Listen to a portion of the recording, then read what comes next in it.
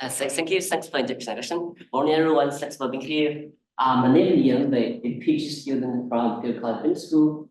Today, I'm very excited to share our recent work restricting entries to opaque context. This is a joint work with my colleague Fupeng and my advisor Chiwei. And so, what is context? Context are situations where players compete with one another by investing costly effort to win some valuable prizes.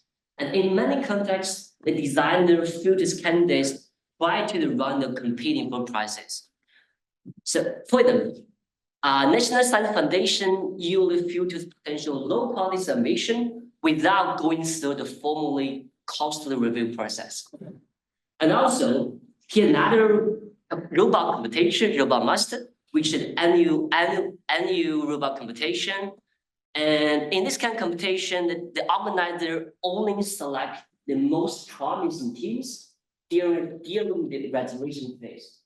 And one of the goals for the designer or organizer is to boost audience engagement by fostering a highly competitive environment. So why elimination is in common use? Firstly, of course, maybe the design has limited resource to hold all registers, right? But besides, even with enough resources, it might be better for the designer to strategically eliminate some unqualified players. Better in the sense of maximize players' efforts. So in this talk, we assume designers have enough resources, and we're interested in how many automated players should be to maximize their efforts. And what is the trade-off of this problem? So intuitively, if the designer wants to incentivize players and more efforts, he may want to increase computation. And computation may come from two parts. The first part comes from the number of automated players, and the other comes from their beliefs. So suppose there are 100 registers, and if the designer only automates 2 of them, then automated players know that their opponent is top 2 among 100 registers. They may have the belief using this admission signal. But on the other hand, there are only just 2 players. The trade-off is between the number and the belief. So this kind of elimination or entry restriction direct natural question that there are many people starting this kind of elimination mechanism, but none of them consider players with private types, with private information. And so we model the context as our option with private information, and there are many papers. I think you also have an audience here. All right, model set up. So here's the timeline of the event. In stage 1, the designer set up a price structure, a ranking-based price structure. We won, we 2, and so on. We won greater than we 2, and so on. And the price, some price could be 0. And then there are exogenously unknown players register the context, and each player has a private type we refer to as ability, AI, drawn from ID from continuous distribution, capital F with density delay to F. We normalize into support 0. And then we assume the designer knows the ranking of these abilities. This is a reasonable assumption, especially in our motivation example, robot master, because in this kind of computation, the players need to first submit their CV, the historical performance, and from which the designer can infer the abilities. So the designer then release the mission signal and the SI its binary variable is equal to 1, meaning that this player is allowed to kind of context. And here N2 is the decision variable for designer. Just the top N2 players are allowed to attend context. And then automated players update their beliefs and make their efforts. The belief they're updating based on this elimination and the mission signal. What decision variable for the player? Just effort. How much effort he's willing to put in this context. And the exposability function for like I equals to the price they can receive minus the cost. Here, the player I wins the else prize if his effort is highest among all of the middle players' efforts vector profile. And the cost is this G function cost function will assume it increasing, and that's it. And here AI is player I's private type, private ability. So this is just this kind of model here is just opaque context of the option. All right. So in this talk, I assume this price structure is given, and I only focus on the dimension number here. So for designer, he's going to choose the number N2 to maximize the expected highest equivalent effort. This highest equivalent effort is a commonly used assumption in context literature. All right. Any question about the model setup? Sure. Sorry, I think I missed something, but on what basis is the selection happening if the ability is private?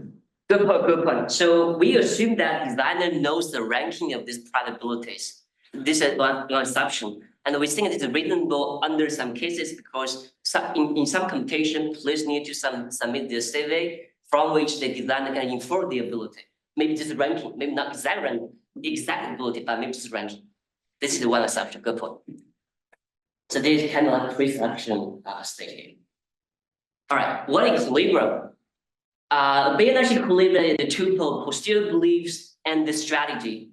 A strategy is a mapping from their type to the effort level, and this calligraphy is the stat of the middle players. I will make clear about belief later. So it's about two conditions. First, being updating, they use this admission element signal and update the belief.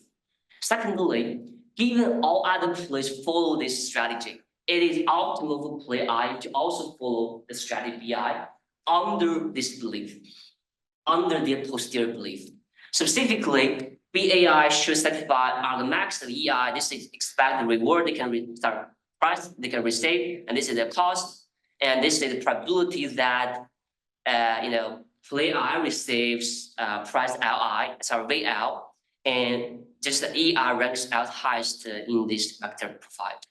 And here, the AJ, other this random variable AJ should follow this posterior belief. Play I's posterior belief. All right. So what is posterior belief? So to formulate this, recall that initially each player has private information ability AJ drawn from ID from common distribution, and each player I is private information of his ability.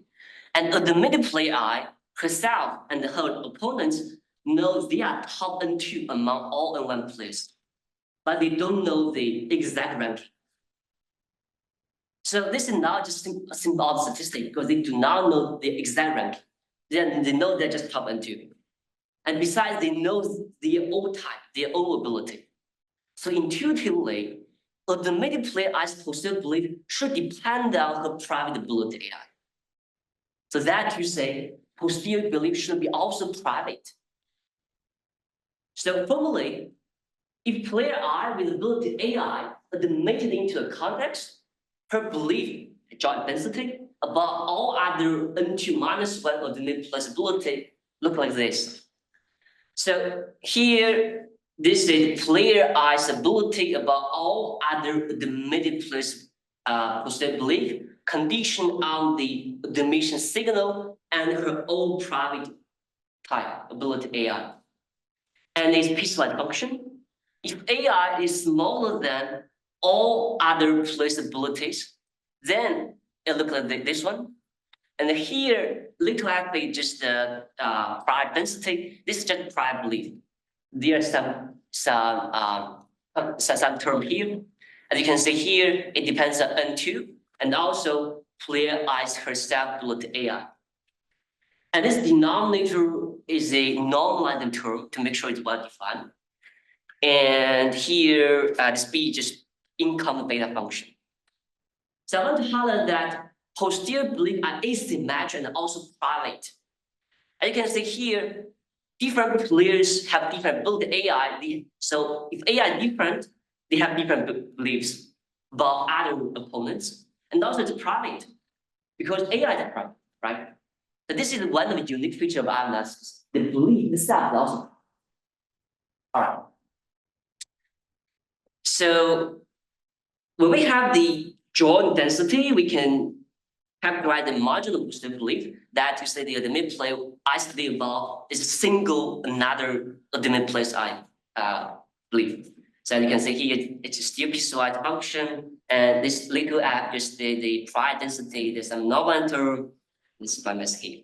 So you may ask why bother with joint beliefs? We have the marginal belief, this kind of marginal boosted belief. Why bother with joint belief, right?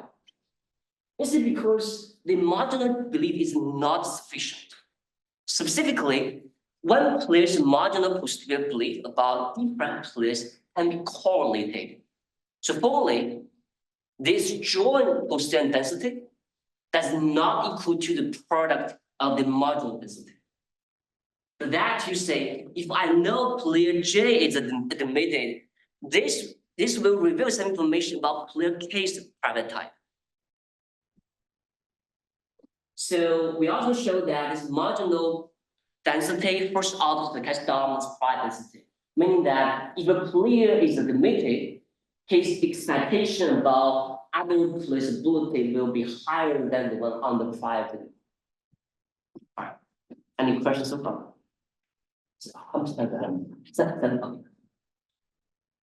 Good. So even though these posterior beliefs are asymmetric and private, but as you can see here, it's kind of a parametric, right? So it only depends on this kind of AI, right? It's kind of parametric in a parameter right way. So by this structure, we show that there exists symmetric equilibrium. Even though the beliefs are asymmetric and private, but there still exists symmetric equilibrium. So specifically, a admitted play I, if it's admitted, we build AI case strategy, look at this one. And I'm not going down into details. Just let's take a look at is okay. So one thing to mention is this derivation is based on one key feature of continuity of posterior belief. It's very important to characterize equilibrium. Let's take a look at a special case of winner equal price. They're just a single price structure. Then the equilibrium strategy, even they are N2 admitted players with a little bit of notation. Sorry about that. Look at this one. This J is the cost function. And here it is a kind of like a normalizing denominator here. And if we compare this influence strategy with the regular OP option or OP context, we can find that. So regular means you admit the designer admit everybody. As we can see here, the only difference between these two terms is just the denominator. So this feature enables us to characterize the optimal admission number. Otherwise, I mean, this it's too complicated. Okay, fine, it's cool.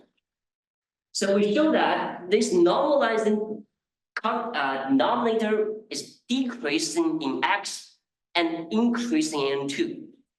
Increasing N2 means that, so if you admit more players, there is a low effort. So as a corollary, we show that given any price structure for all N2, admit number N2, it's always better to admit lower, small number of players. I want to highlight that it's a simple test result.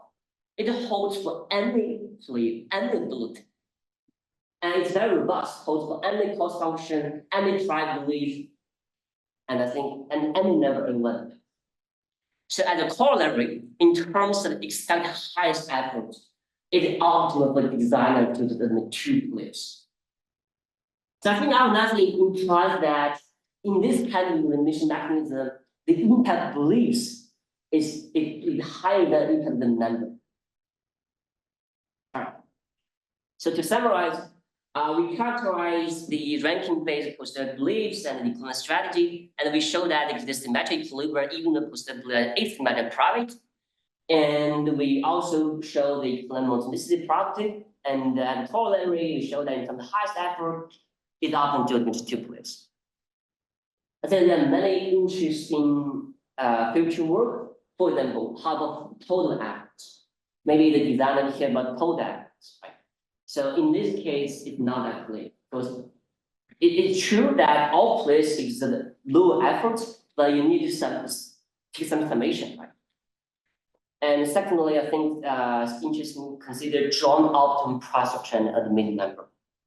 And also to consider multiple stage of this kind of elimination mechanism.